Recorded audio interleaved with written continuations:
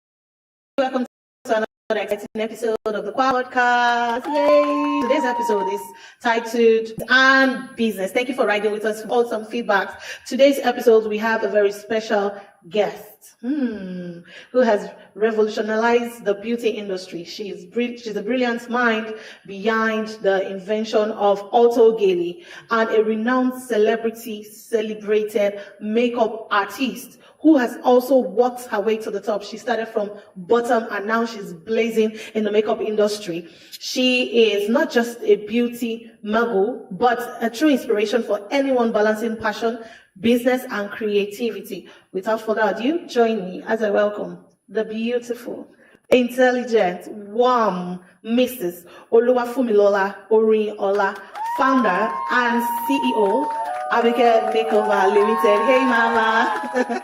Hope I got that name correct. You tried. Okay. So, from your business name, Abike. Yes. You know, Abike, can you give us like a background story to the name? Yes, thank you.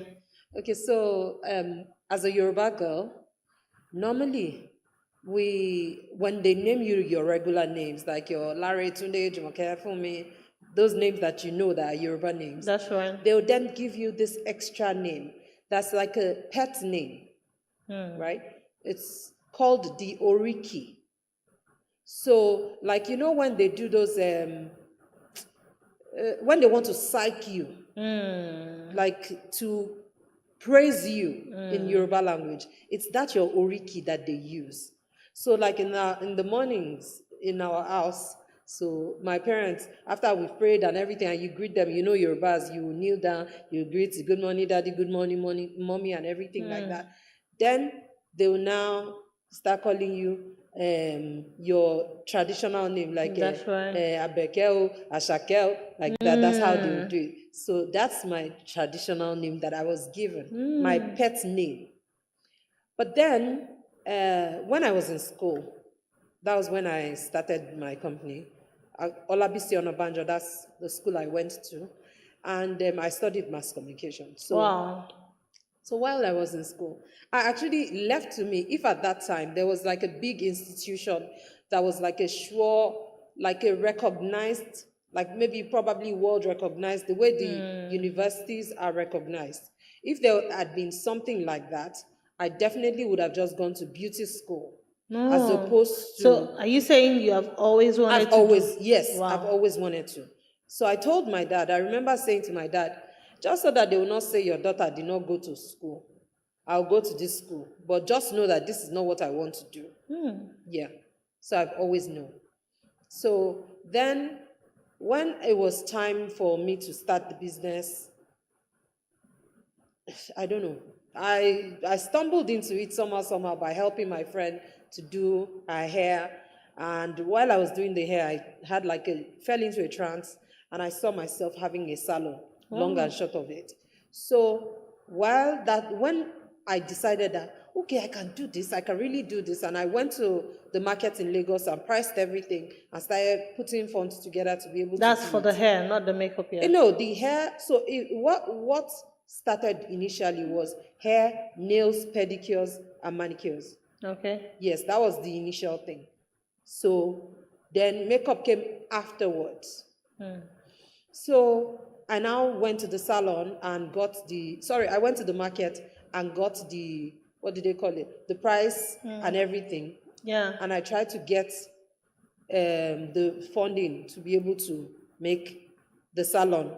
So of course, I knew that I was going to open a salon, but I needed the business name.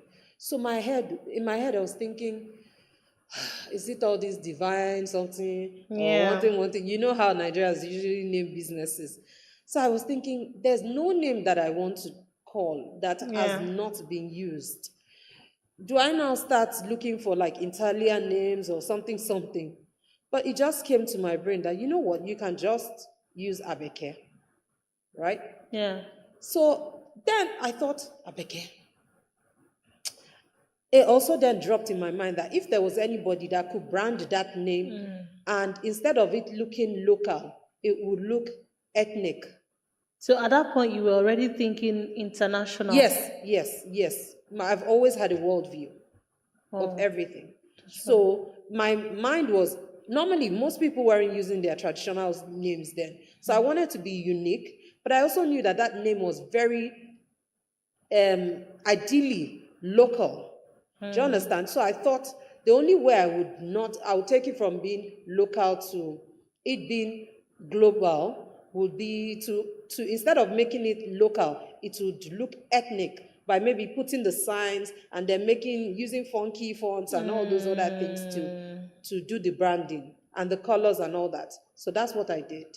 So, like, with what you've just said, Yes. you're sounding so modern. Like, how old were you then? Like, how young were you then? Was this just the young version of you coming up with this brilliant idea? Yes. How old was I also? Yeah. I think I finished in 2008 and I married 2011. And I know that I was 20. Sorry. So I think I finished in 2008. No, I don't think. I finished in 2008 and I got married in 2011. So we're going to count backwards because I definitely know I got married at 28. So I was 25 when I finished the school, yeah. but 2004, yeah. So I was 21. And you started already thinking, oh, Yes, yes. wow. Maybe not in this exact words, but that was what, because I even still have the branding, I think. If I search, I'll probably find the card I did then and all those things. Wow. I actually did, those times we used to have those clothes that they will print stuff on and they will string it across the road. So I did stuff like that and wrote stuff about is your hair shedding, blah, blah, blah, stuff like that. You need someone to. So I did all those things. Yes. So, at that time, you were schooling. Yes. And also doing business. Can we go back to, let's just have a background story of your schooling days and how it was, merging makeup, the business, and education? Okay, so it was hard. But when you have the grace for something, it may not be as hard as it would be if you didn't have the grace for it. So because it was something I really wanted to do, I knew that I had to do two things. I had to satisfy myself, which was to have the, what do they call it? Your certificate? Satisfy myself, which was to have the salon, the skills, and what have you. But I also had to do what I was sent to school to go and do. So how was I going to merge it and not fail at what my daddy was paying big, big money for, and yet still be able to be happy with myself? Yeah. So whenever we leave home and go to school and all that, immediately we leave the campus and everything. While everybody was going to their rooms to rest and recover, I was going to the shop. Wow. To go and do, the nails, the hair, and what have you. And I remember there were times where I stayed so long, 11 o'clock, 12 o'clock in that shop, that I'll be hearing, when what do they call it? Babolodes, the watchmen, they're blowing their whistle. I'll be hearing that, and sometimes I will have to close myself in the shop. Wow. Yes, because probably I was still working on the customer. And then I'll finish on her and probably still have to go and dress up and go to classes the next day. Wow. Yes. And you did that so nicely. So how does it feel? How did you feel at that point, making your first money, knowing that this is something that... I don't think that was my first money. That wasn't my first money. No, from your passion, from makeup. Okay, thank you. Because if I tell you my first money is bad things. my parents, when you go to my studio, your popsi shop, and they'll tell you, well, go and buy these things for me. So I knew that my dad had given me, this is the price for this one, this is the price for this one.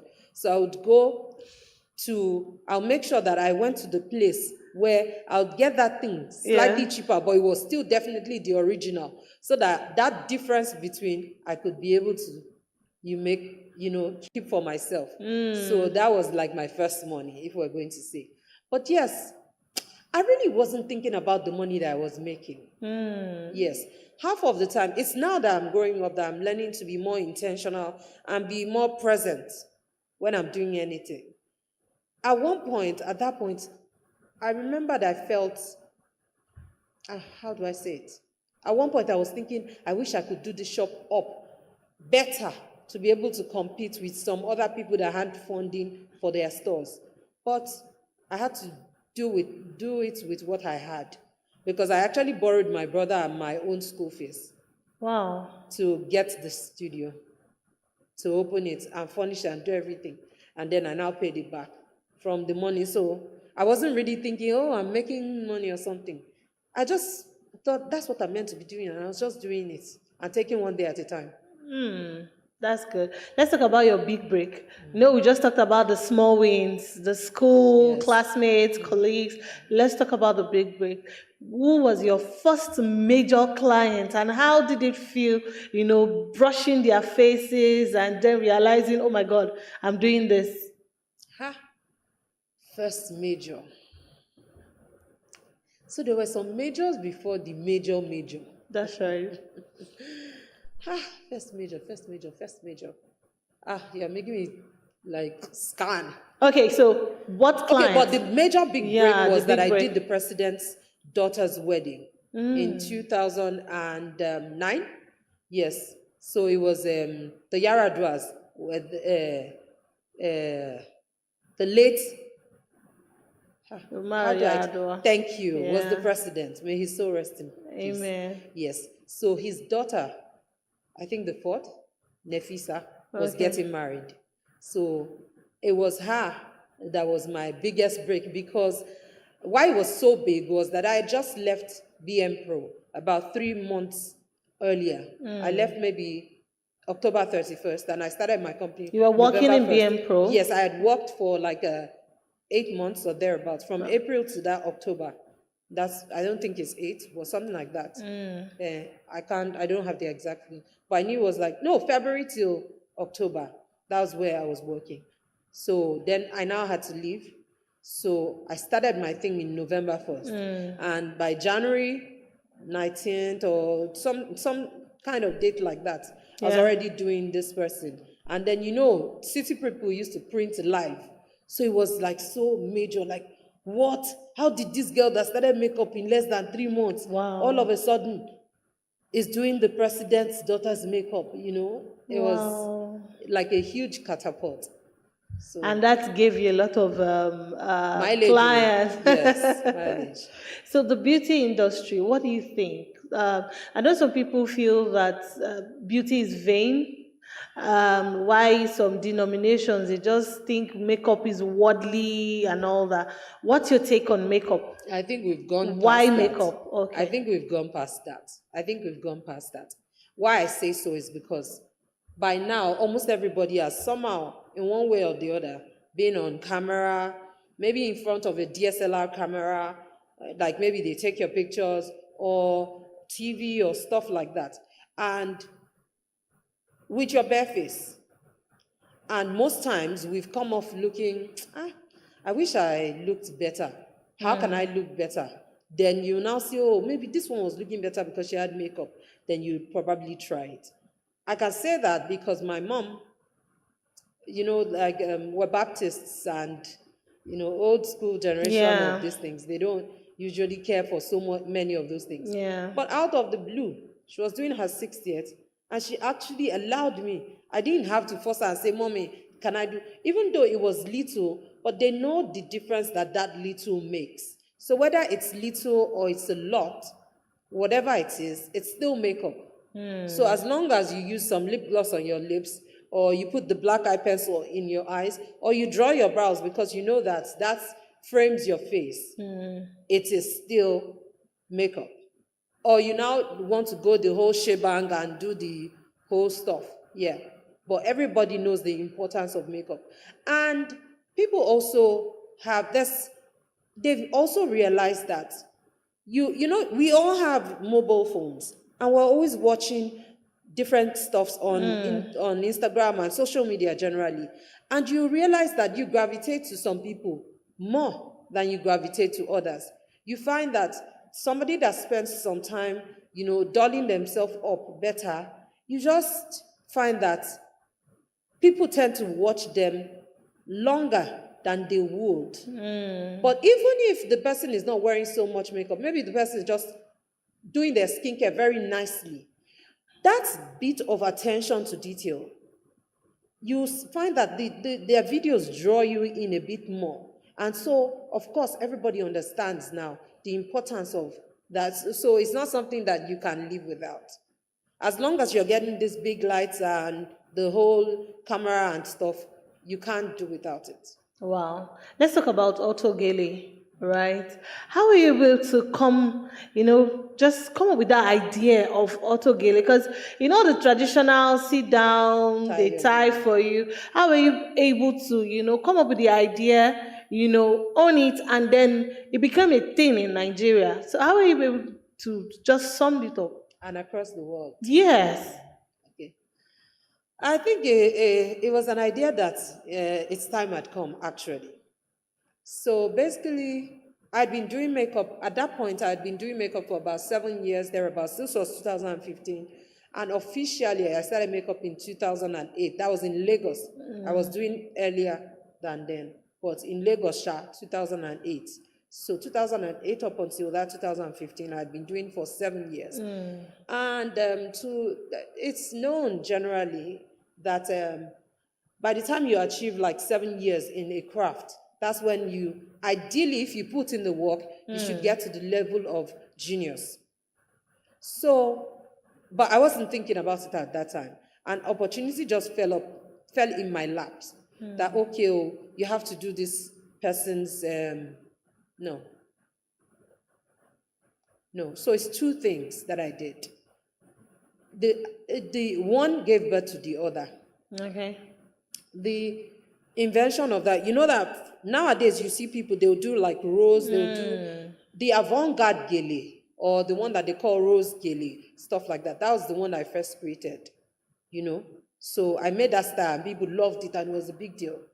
And then I remembered Auntie Moabudu saying to me, Fumi, you've done a great job. All my friends, everybody, I know it was a bit of before people started gravitating to say, this is what I want to tie now, right? Yeah. But I promise you that there's still something you need to do. And that is that you need to, what do they call it? You need to find a way to make gele become something that you can wear, like your outfit. Do you understand? Before, we had to tie it manually every single time. And even if you weren't tying manually, you probably, of course, you would tie it manually. Maybe a makeup artist will go and tie for you and then put pins to hold it. Yeah. But there was nothing that was like perfectly done. That was like a product, like a ready-to-wear stuff. Yeah, where you just wear it and go like that. There was nothing like that. So she said, if you can find a way to do this thing, I promise you it will be major. Wow. And I believe God was there when she was talking that day, because I remembered when it dropped in my spirit, I was crying. When she said it, I was saying, this is such a tough task. But I felt it heavily on my spirit that it was something I had to do. And so I went. And for about 4 months, fortunately, God knows how to give you everything that you need. I had the idea. Of course, I knew how to tie the geles and stuff like that. And I also had what I wanted it to look like. The closest thing to that Otto Gele that we did, that, Otto Gele now, what makes it Otto is the fact that we have that Velcro strap. Yeah. Or that is, some people, in the place of the Velcro strap, they'll have the place that you can tie it with a rope. Okay. Yes. But before, the one I created is the one where you open and close it with the Velcro strap. So that one is easy. It's the easiest one. So the only thing that was close to it was face cap. You know those face caps where they will have that thing at the back where you can press it, you'll be able to increase the size and stuff like that. But I didn't want face cap because when you wear face cap, you could see the clip at the back. Yeah. I didn't want people to be able to know where it was opening from and closing from. I just wanted you to get that feeling of I tied gele. Oh, do you understand? Yeah. So fortunately for me, I had my sister-in-law who was a seamstress for about 20-something years at that point in time with me in my house. She just came to stay a bit. So I was able to communicate what I was trying to do to her. And both of us, when she would do it, we'll say, okay, do or don't do. Do you understand? Till like the 4th month, when we eventually came to what we felt, okay, we have arrived. Do you understand? And even while we thought we had arrived, when we were shooting the adverts for that thing, for the Autogele, my younger sister, that was my model at that point in time, we wore it. She was the one that God gave the last piece to. She said, I think the thing that is here is supposed to be here. Oh. Do you understand? So even the tiny details matter. So when she said that, after we shot the advert and everything, we then went and did what we did on the right and put it on the left, and we switched it, and now we have it perfectly. Wow, that's beautiful. Like it took a community. Yes, to just create it. Yeah, to create it. wow, thank you. create it. Oh, we'll come back. Let's go for a quick commercial break. Thank you. Hello, welcome again. We were just discussing beauty, brain, and business. And my guest has been giving us so much insight of what it took her to come this far, her background, the struggles. For you just joining in, please share, like, and follow. We appreciate you for always riding with us. If there's someone you think needs to watch this, kindly share. Thank you. So back with you, Mama. See, I'm just admiring the way your face is popping, like popping. You know, the average woman just wants to, just want to wake up and go. What do you think as a woman should know when it comes to makeup? What are the basics a woman is supposed to know how to do before setting out? It's basically your skincare. Yeah. For me, it's more skincare than many other things, because it's not every time you get the chance to do your makeup. Like you want to run to a supermarket now, and there are many things that you just have to do. So if you work on your skin, like drink a lot of water to flush your system. And mind your business. I don't know about that. Maybe mind the business that pays you. Okay, so then of course, the whole exfoliation, moisturizing, eating proteins, eating good stuff that is beneficial to you, not crap. I find that you tend to look better. Most of the junk food, most people, their real faces, these faces that you see, it's not their real face. Yes, because most of us are inflamed. Inflammation, there's a lot of inflammation going on in your body. And that's why obesity is big here, especially in this part of the world. Yeah. Because, first of all, the diet that we eat is it's a farmer's diet. And we're not farming any longer. Eba, apu, yam, all those things, they're heavy, they're starch, very starch heavy, carb heavy. And the Igbos do a lot more of vegetables, and if we're just dividing, they do their soups and they make plenty. Yeah. Now Yorubas were catching up too, but it's not even about the tribe so far. Per se. It's more that nowadays we know that you need to eat a lot of vegetables, you need to eat protein a lot. In fact, the way the food the food table, I believe food chain is written. Is it food chain? I don't know. You know the words. You know that thing where they say carbs, then protein, then classes fat. of food. Yes, classes of food. Thank you. So where they write all those things, it's almost like the opposite way that it should be. Oh, okay. Yes, where carbs are not so much. Yes, proteins are good. Fat is good for you. They said it's bad for a long time. Fat is good for you as well. So, and of course, vegetables, fiber, as much as you can get. And, then, of course, I already said carb. I don't know the one I'm missing out, but you get my drift. That we focus so much on eating the carbs too much, especially with the way our food is set up in this country. So we are inflamed. So you find this extra jaws, you find everything. The fupa that is thick. Yeah. You understand?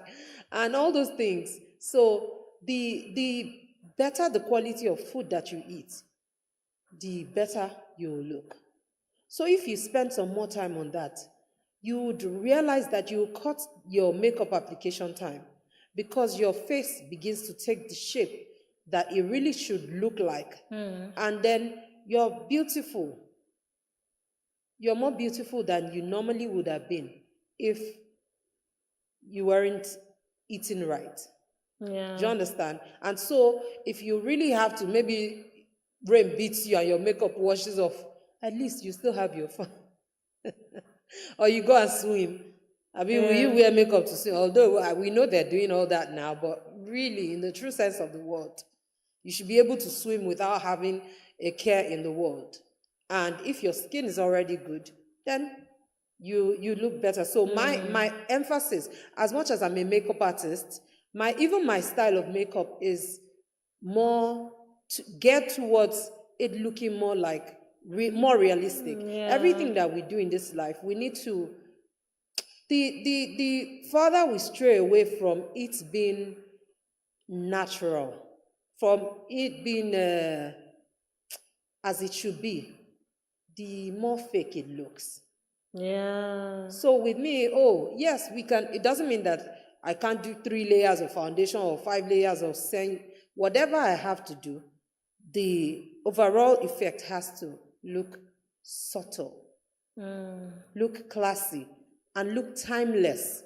Because again, we do all this makeup and everything, and the trend will be that today, overline your lips and make it so big. But then you look at yourself in a few years' time and you'll be like, what was I thinking? Do you understand? So I remember those times, sorry to cut it. I remember those times that they had these tiny eyebrows in, it was shaved trending. We have celebrities that were doing, they were doing tiny eyebrows. I have a story about that now. Oh, yeah, give us. I shaved off all my brows. Okay. Because the aficionado for that thing was Eukarya. Yeah. That woman's brows were fire that time.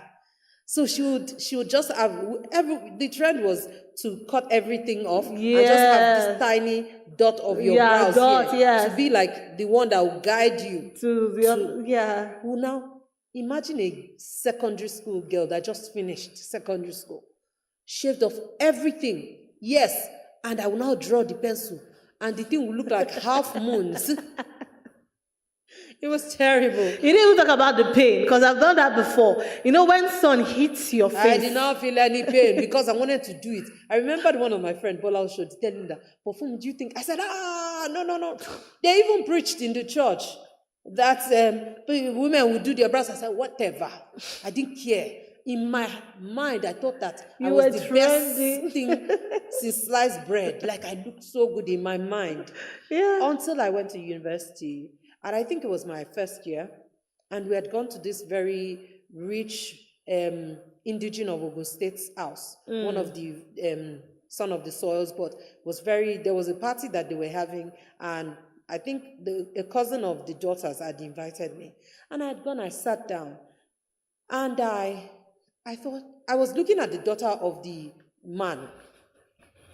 The daughters, actually, they were serving everybody and all that. And I was looking at their faces and thinking, oh, they're so pretty. But then I think in my head, something was telling me, but what's making these girls different from me? Then it struck me. They still had their brows. Their brows weren't shaped. They weren't shaved off. Because it wasn't shaved itself. I was shaving it off.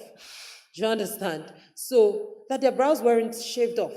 So of course, I went back to my room in school, and from then on, tried to start growing my brows so that I could look better. Look better. Because that thing makes you look wild. Yeah. I'm much older than your age. It makes you look funny. Now that we're seeing it. But at that point in time, it was the rage. It was trending. Yeah. Wow. And then we had all kinds. Different black liner, and it has come back again. Oh, yeah. Black liner. Now, the problem, that time, we'll just put black liner and clear lip gloss. That was, I think, was it 90s or something? Yes, we'll do that. But now it has come where you would actually do full lipstick and everything, and you overline that thing. The challenge is you're overlining, but you have full lips already. We forget these things. Most of us, the white people that we try to copy. Okay, the thing I think came from like Kylie, where Kylie, they fill in their lips and do fillers and stuff like that. They're trying to get the full lips that we have naturally.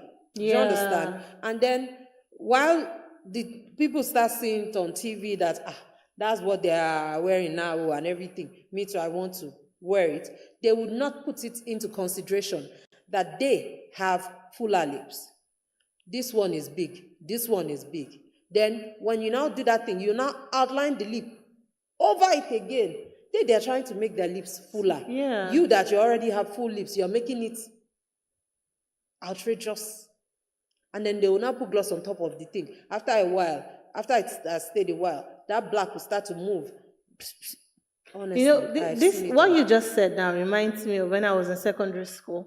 Then small lips was a thing. Yes. If you had small lips, yeah, they I think they were considered very beautiful. Yes. And we with the full lips, we were, we were not feeling ourselves as much. Why we were outlining that. Yes. And all of a sudden, people are adding fillers and all that. Even Nigerians Yes. are putting fillers in their lips. What do you think about fillers? The use of fillers to enhance beauty. I think beauty has gone. So I'm not, if you want to, you can do it. That's your choice, It's not my money, it's your money. You can do anything you want with your. If it makes you feel better, I won't knock you. That's what you want to do. But my challenge is that we have to be very careful with many of these things. Because what is happening is that, especially if you know that most of this, we take most of our information from like the big powers, world powers, like. Sorry, let me freeze it. Please, are you still hearing her? Her mic seems to like drop the feedback. Can you hear me? Okay, we'll pick up. Yeah. So we take most of our information from like like America and stuff like that. And if you know their own FDA and stuff, the way they work there, they don't announce. They would have known good stuff. They won't share the information with you. Do you understand? So you just they'll say, this is what is raining now. They have not tested these things. Do you understand? There's not been enough, like over a period of how many years? Maybe like 10 years, and a lot of research done on that thing so that you can see what the after effects look like. Do you understand? So most of these things, we're just doing them, not knowing that they have repercussions.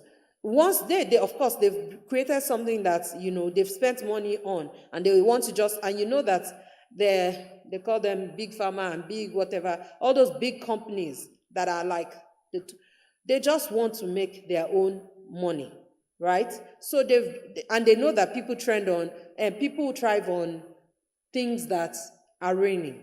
Yeah. They want, this is what's raining now. I'm wearing the latest stuff. So they want to keep pushing out stuff to you.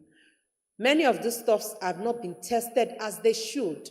Right. So is the thing cruelty-free? Is it animal-friendly? Is it all those things like that? We don't have the details. But we're just taking these things. They say it's okay, it's safe. Botox, they say it's safe. But some people, what Botox has done to their life, if they knew, if they had the information. Because now, what most of us don't know, especially in this parts of the world where we don't do a lot of body checkup. Okay. Normally, maybe when you're in the first world and stuff like that, you have it's set up that way to a large extent that you go to the clinic, you check up and all that. Us here, until you're sick or something, you don't go anywhere. So some people may have underlying conditions in their body that they didn't know. And then you don't put this extra thing into your body. And then it now starts reacting. And then you'll now be doing, oh my God. Anybody, people will always buy, you know what I mean? Do you understand? But it's better to be safe than sorry. That's my own take with life. Things, small. like real worry people will say, she'll say jete, jete, say hey, like that. And small, small. Everything, when too much of everything is bad. So small, small. Just do small. You don't have to do everything. And unfortunately, where it will annoy you the most is the guys that you think you're doing. I know that I'm touching a sensitive spot because somebody will say, I'm not doing it for guys, I'm doing it for myself. But if you really, really think about it, at the end of the day, it's maybe like, I want to look prettier. It's still for the guys. It's still somehow. For even if it's not for guys, maybe it's for other women to like you. It's for you to look better in pictures. Do you think it has a lot to do with self-esteem? It is. It's from it. Because right now there's so much Because pressure. I've seen some people that I would look at that I'm in my brain, I'm thinking, how can somebody be this beautiful? And then the person doesn't think that they're beautiful. The person still tweaking this and tweaking that and tweaking this and tweaking that. You know, there's this funny trend. I call it funny. There's this funny trend of women touching their faces now. You see this SS chin is trending. So there's some people that even if they didn't want to do it, their industry demands it. So you think it's an industrial thing? The pressure that comes with it? Yes. So so the film industry, for example, the ladies, it's the standard now. You have to have butt, you have to have a certain shape, you have to have cheekbones so that everything has to be hitting, so that when you even don't have to, like when you have to do things where you're not wearing makeup, you will not look like a total villager. Not that there's anything wrong with villager, but you know how we say village girl, you don't want to look like you want to look still, so that one there. So you find that when the ladies have to now go and do their bodies and stuff, you now notice that they'll now like do posts where you like show them, I've done it to now give me more jobs. Do you understand? Because people have made the stakes very high. And if you want to remain relevant, you have to do what they are doing. So there's scenarios like that where there's that kind of pressure. But when you don't have that kind of pressure, but you're the one putting that kind of pressure on yourself, that's where, and it comes from self-esteem. So instead of trying to fix the outside so much, why not spend some more time looking inwards and asking yourself salient questions? Why do I feel this need? Why do I feel like if I've not done this, I'm not? And the problem is once you start, it's very hard to stop. I know a lot of people that probably the only thing that they have not done is, I don't know. They've done everything. And it's not even like maybe the industry is demanding it of them. They just can't seem to stop. Wow. Talking about pressure, just, coming from self-esteem, low self-esteem, peer pressure. I think on the socials now, there's this pressure on skincare. A lot of people will tell you, I'd rather starve than go down on my cream, go down on my meds. Do you think those things are actually necessary? Is there a simpler way to approach them? I told you when I came, I said, I had to chill out and not buy some of my skincare. I had the basics, but there's some that I actually like, that I always use, but they're much more expensive. I had to put it on a scale of preference. I'm a mom. I have kids. I'm married. I have family responsibilities. I should now sit down and all that is important to me should be frontal. My slave for what? Am I trying to audition for another man to marry me? Do you understand? My husband, unfortunately, if you ask half of the guys, they like you when you wear that your natural cornrow is neatly done and your face is pretty, because that's what they actually saw. But then we put on this pressure on ourselves. So I don't know. Yes, you have to do some, because nowadays the competition is stiff. It's really stiff. And the bars are high. Yes. And also, I think it's a thing because we eat with our eyes. So most times you want, when somebody is sitting across from you, what they are saying, let it make sense. Because you know how you feel when what you're seeing makes sense. Do you understand? So I feel like that there's a subtle pressure from that end, but still makes sense is relative. Some people's sense making things means that besides the pills that they've done, they still have to do like different masks that go into the millions. Do you understand? And they can't stop. Yeah, it becomes an obsession. It's crazy. Wow. It's crazy. And with me, everything in my life, I've learned to live life on my own terms. I don't let anything or anybody pressure me. And I'm going to tell you something. There was one day. No, so I'd been doing it since, but there was one particular day that I let social media pressure get to me. That was the morning that this girl, she's a coach, I'm not going to mention her name. Okay. I remember that particular morning, I woke up and somehow, what was it? I was even, like doing my prayers and I was about to do my meditation and all that. And I think somebody called me. And I picked the call. And after, you know how you just somehow slide into social media. You see one thing pop up, that's how I was looking. And two people, the morning, one particular social media coach, she came.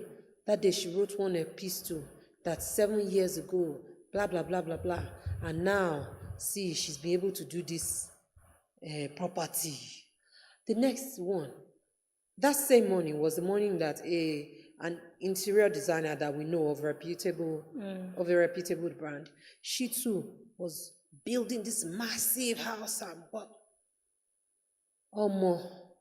After reading that first one's caption, the pressure, instead of me to pray, I was on the floor, I was crying, God, oh, who I offend, oh, why my own come hard like this, oh,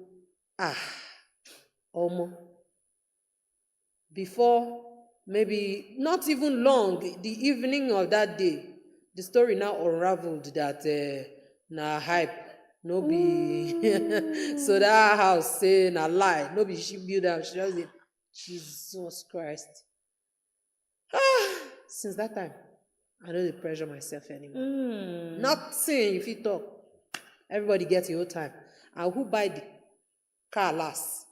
Na a car be latest. Yeah. Who build house last? Now they build modern one, new building. design. Do you understand? Yeah. So everybody has their time.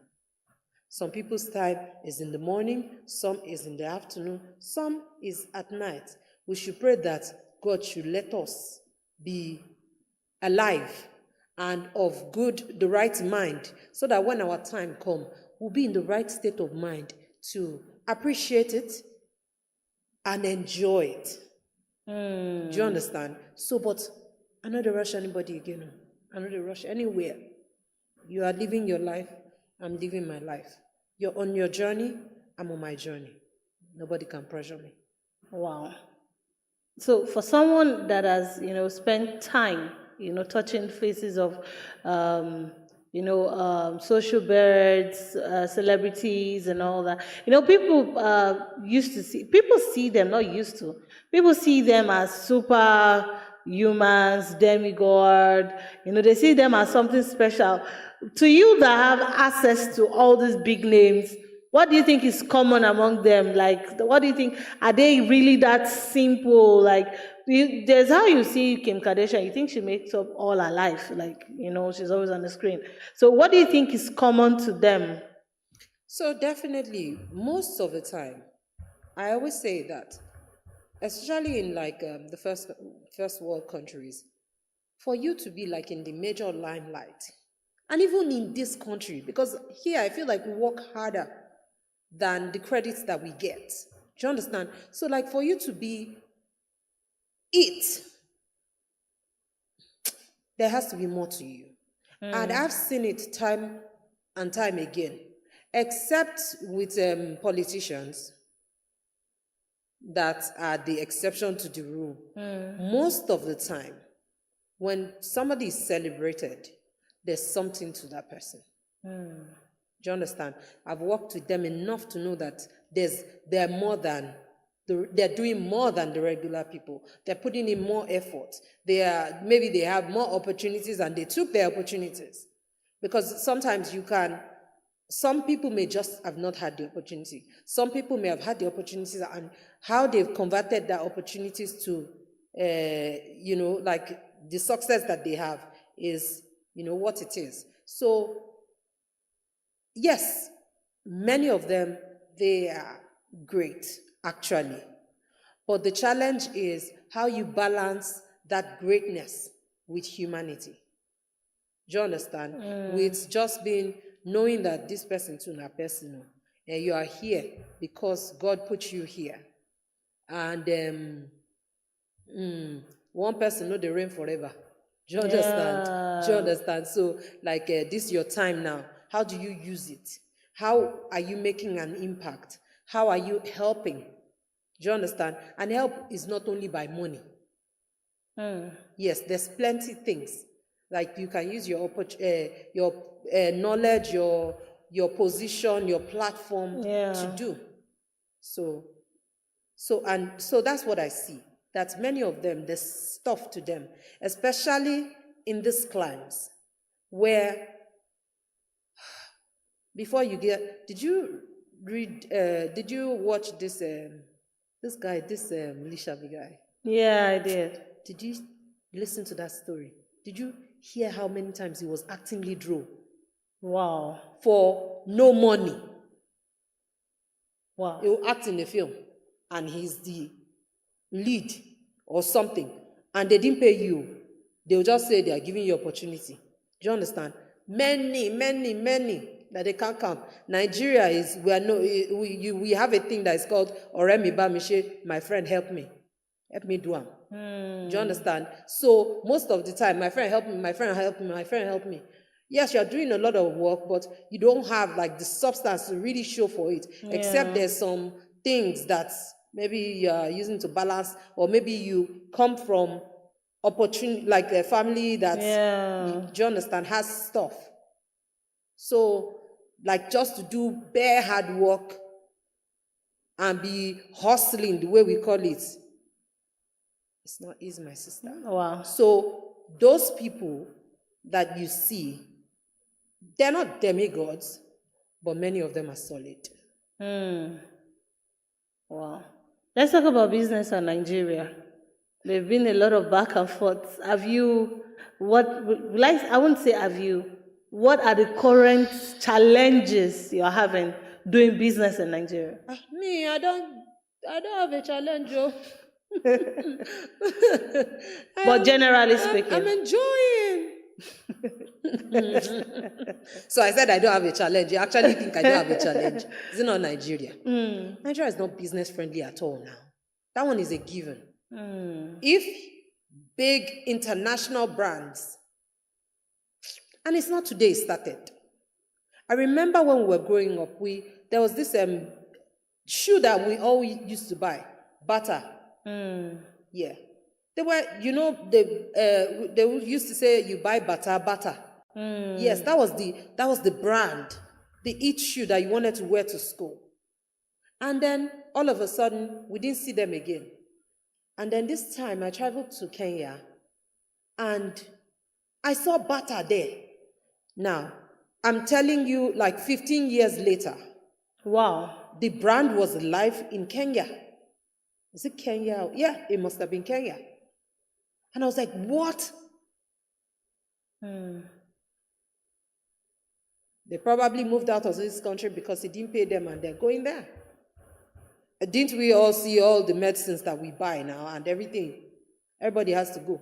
Because when they see half of the people that are doing businesses here right now, if they're doing their real numbers or more, it's not making sense. We're just continuing. Let it not be that, oh, you didn't try. Because also we have that hope, say, maybe one day, one thing will happen, and then everything will work out and it will make sense. But the maths of it is not mathing at all. Unfortunately, the way this country is set up with regards to even business, it doesn't make sense. And I think somebody needs to say it. A young girl or young boy will have an idea. Oh, I want to start my business. And the first thing they will be saying is, have you collected shop?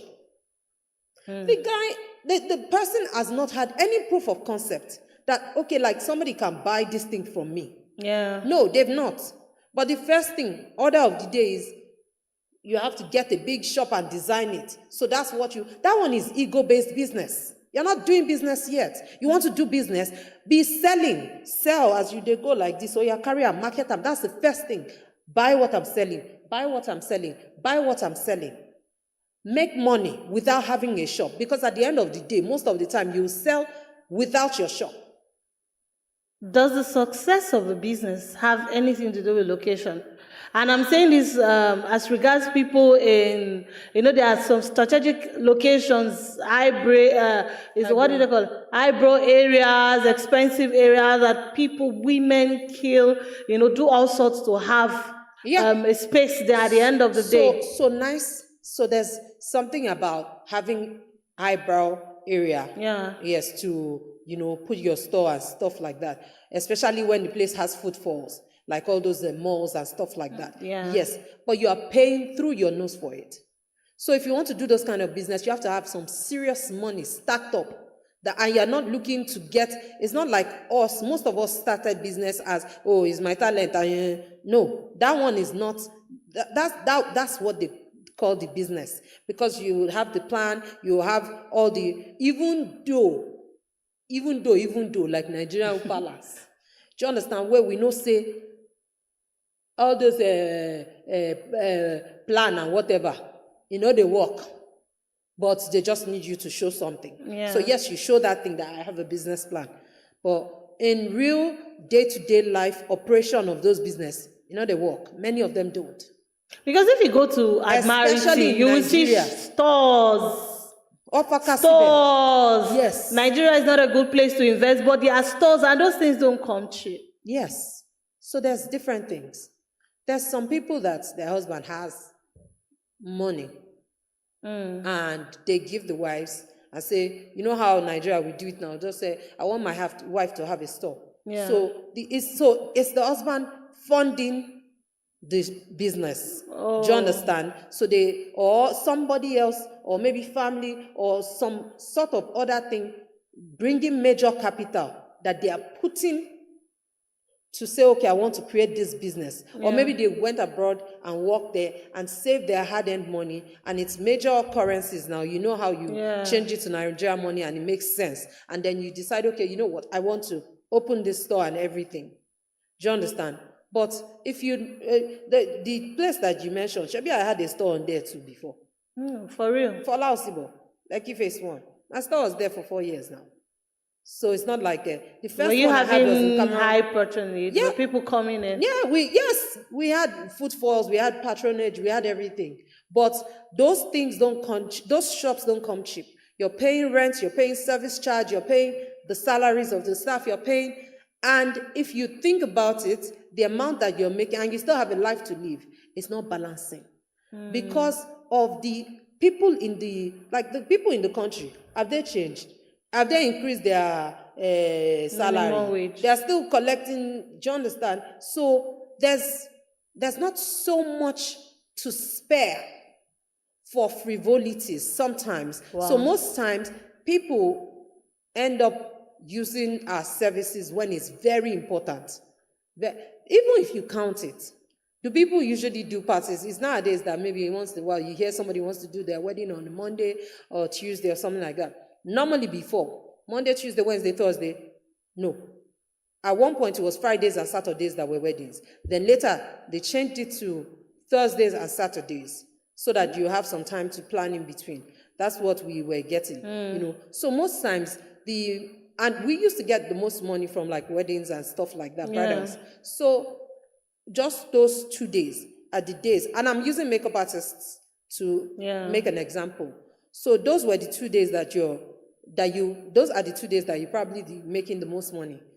What of the remaining 5 days that you're paying rent for the store and it's not being used? Wow. Yes, so it's nowadays that we are realizing that abroad, most of the makeup artists, the top makeup artists, they didn't have studios that were working. They were working with agencies and stuff like that, and then they'll call them, they'll go, they'll do their stuff and all that. But that you just open a shop down like that, and you're accumulating rent, and it's not every day that you're working. And most times, even if you're working on that day, you're not usually working inside your store. You're probably working on a location or something like that. So what's happening to the store? So all those things, if you factor the maths out right, we have 365 days in a year. You're working for less than 100 and something days in a year. And that is even if you're booked out the whole Thursdays and Saturdays of the year. That's so, like, please make the maths make sense.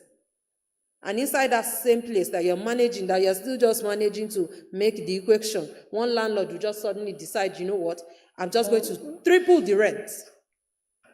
Triple. Yeah. Or quadruple. Because they probably want to use scope to send you people out, and then maybe they can give developer or get so they can get new rent. Because nothing is, nobody measures anything. I don't know, nobody regulates anything around these parts. Wow. Talking about weddings, and you were talking about the times, the days that are very busy and all that. Considering the economy now, do people still get married? Do people still go for special events? As the economy affects social life? Of course, that's a given. Why did you think they added japa into the dictionary? Oxford Dictionary has added japa. You think it's a joke? They added japa because it became a thing. How many of your friends are not in the country again? Plenty. Do you understand? And most of the people that can go are the people that can afford the kinds of services that we're offering. So please tell me about it. Tell me how it won't affect. The major people that were doing all these things, that were doing the parties, many of them, the matter don't tire them. They want, you don't understand the thing that you get when there's Sena climbs. When you're not thinking of the basic infrastructure, when that's a given. When most of the things that we pray for here is a given. One day Nigeria will be better. Amen. Okay, so this one is for people that are looking out to, starting something in business. I know you mentioned something very profound while you were talking a while ago. You were talking about starting small. You don't have to start with a shop. A physical shop. Start with where you are. So I want you to, elaborate on that. Yeah, elaborate on how I can successfully, start up something in Nigeria. That when I look back 5-10 years from, I'll be. Yeah, that's how I started, actually. So it's not something that I don't know that I'm talking about. Yeah. It's, I started from school. As I told you, I just went, okay, so what can I use to do this? If I want to do hair, what are the products I need to buy? Yeah. And they told me. And I wrote everything on a list and tried to literally, I would say crowdfund, but there was no crowd. Just any of my friends, you please, I want to open this salon now. Give me what you can give me. Anything anybody could give me. Anything I could raise. Boyfriend, friends, everybody joined together. I went to go and raise the money to open the store. But it wasn't the store I opened first. I already had my proof of concept. I went from my room. So I bought those products first. Okay. And I did those banners to show people that, okay, I'm here. If you need this service, I have it available. So I was doing all that. Then I used to go to like posh hostels, those people that their parents had plenty money, and they would get nice apartments in Olabisi Onabanjo for them, because we didn't have hostels. We used to live in the town, so people used to rent apartments. So I would now go to those hostels. So it was one of those people that told me that, babe, you have the latest products, and all that, and your service is exceptional. But the problem is you're still presenting the way the aunties in the village present. I said, what you mean? She said, like, because they too, they come to us in our room and say, please, come and do it. So people still want to pay you exactly what they're paying those people. Yeah. So it means that you literally, you definitely have to open a studio that people can now come into, and then you charge what you want. Because now, it's because you're coming to their room that they're pricing you whatever they want to price you. But if they come to you, you know that they mean business, first of all, and then at least they have a certain amount of money to spare. If they get there, if it's not what they can afford, they will know. But to a large extent, if you're not probably priced yourself out of the market, they should be able to accept, to be able to at least come up with what you're asking for and do what you need. So that's what I did. So basically, I started with nothing. No product, no nothing. I just found out to do hair, what do I need? To do pedicures, what are the products that I need? To do manicures, what are the products that I need? To do nails, what are the products that I need? And I went to the market. I wrote them down on a list and went to the market and even asked the people in the different stores what is needed that is not on this list. Then they will put it for me, everything. I will look at it. I will read. I read it. Research won't choke me. But that's because I wanted to be sure that, because I didn't have plenty, the limited funds I had to make sure that every single thing I was buying was necessary. I wasn't buying it because I was buying it because it was part of the products to get that I needed to use to achieve the results that I was trying to achieve. And that's what I did. And even when I left Agoiwoye and came to Lagos, I started the same way. I first worked with Bankia Meshida, as I told you. And all the while I was there, whenever she paid the salary, I would decide, okay, this salary today, I'm buying camera. This salary today, I'm buying a printer. Because that time, we didn't have, social media was just popping. Yeah? So I just wanted to have like a lookbook. So I knew that, okay, if I snap the pictures, I had to be able to, like... something to show.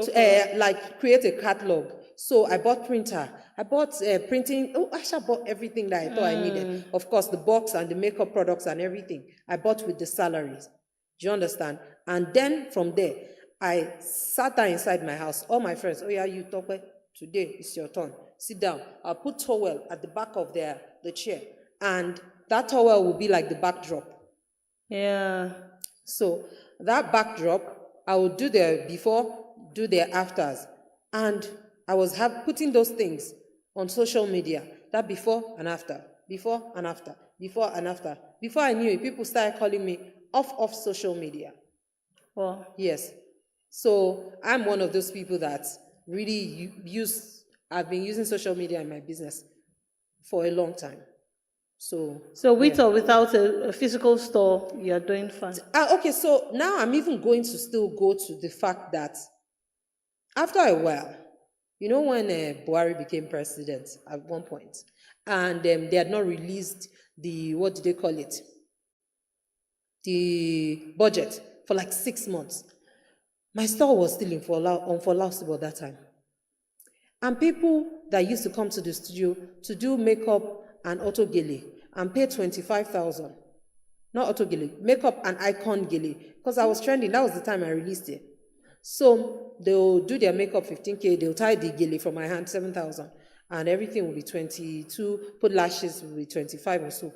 So all of a sudden, these same people now started coming into the store and say, you know what, everybody, money is tight right now. Just please put me lashes, 2,000, I'll be 3,000. Help me draw my brows, 1,000 or 2,000. Help me tie my gele, 2,000. So people that were spending 25,000 just wanted to spend only 7,000 naira. And that was the time that the landlord decided to increase rent from 1.5 to 3.5 million. Wow. So the matter, it was just, there was nowhere I was going to find that money. Even my husband, everybody, it didn't make sense. So and that 3.5 was without service charge. So all those things, it just didn't make sense. Without transportation, Oh, it didn't make sense. The math wasn't matter. So I just said, you know what? I'm just going to go home. After all, there's nobody that come. The most people that were bringing me the major money, they weren't coming to my store. They used to always call me. Even if they wanted to come, they would still call me first. So as long as they call me, wherever I am, I'll get it to them. And that point in time, I also was getting a direction. It was looking like I wasn't going to do makeup again, because I'll get to the store for like 6 months. They'll say, has anybody booked makeup? They'll say no, but they were doing autogele. They're doing autogele. I say, Jesus.